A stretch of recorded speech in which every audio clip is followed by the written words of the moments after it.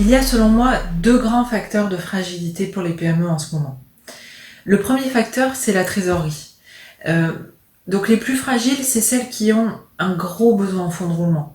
Soit parce qu'il y a des délais de paiement qui sont importants, soit parce qu'il y a des stocks qui sont bloqués pour le moment, soit parce que l'entreprise avait déjà peu de trésorerie en réserve.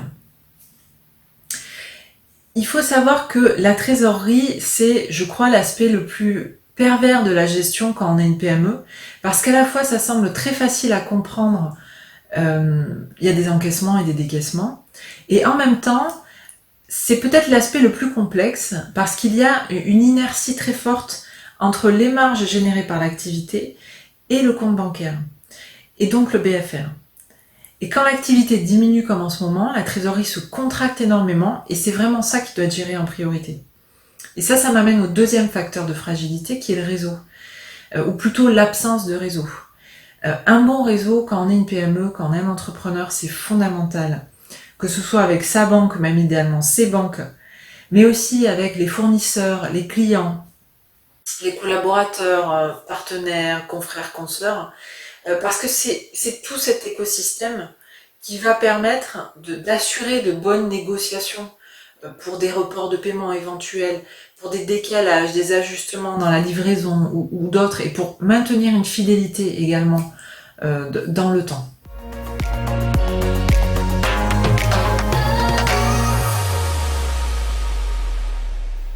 Eh bien, ça dépend des entrepreneurs.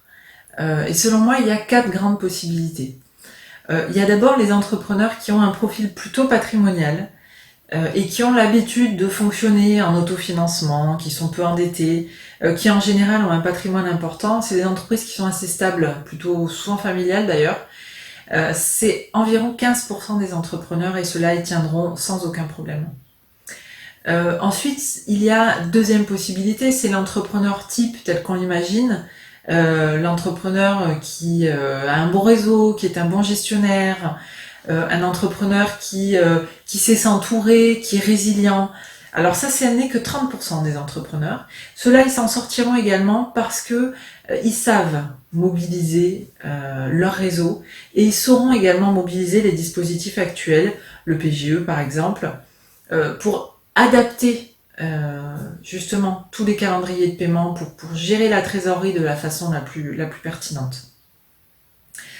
On a ensuite la troisième catégorie qui est l'entrepreneur solo ou duo qui va être entouré de très très peu de collaborateurs avec un profil plutôt hédoniste qui cherche une qualité de vie plutôt spécialisée, plutôt sur un marché de niche.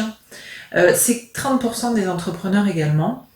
Alors, ce qui caractérise ces entrepreneurs-là, en particulier en ce moment, c'est les bonnes relations avec les clients et avec les partenaires. Ils ont globalement une fidélisation qui est assurée parce que cette proximité fait partie de leurs avantages concurrentiels. Et donc, ces entreprises-là tiendront s'ils négocient des reports de paiement et s'ils sont bien entourés, notamment par leur expert comptable. Ils doivent absolument se faire conseiller par leur expert comptable parce que c'est pas toujours les entrepreneurs les plus familiers avec l'aspect on va dire administratif de la gestion. Et puis il y a la quatrième catégorie. La quatrième catégorie, c'est les plus fragiles, c'est les plus isolés, ceux qui ont peu de réseau, des entreprises en démarrage, qui ont soit un profil commercial, soit un profil technicien, mais très peu de ressources en réserve, en trésorerie. Et ça, c'est quand même 25% des entreprises, des petites entreprises. Celles-ci ne s'en sortiront pas sans les mesures proposées par le gouvernement.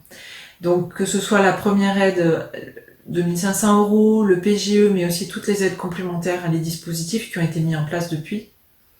C'est vraiment la catégorie d'entrepreneurs qui doit absolument mobiliser tous les dispositifs possibles. Et plus que jamais, utilisez votre expert comptable. Ce conseil s'adresse à eux, mais aussi à tous les autres entrepreneurs.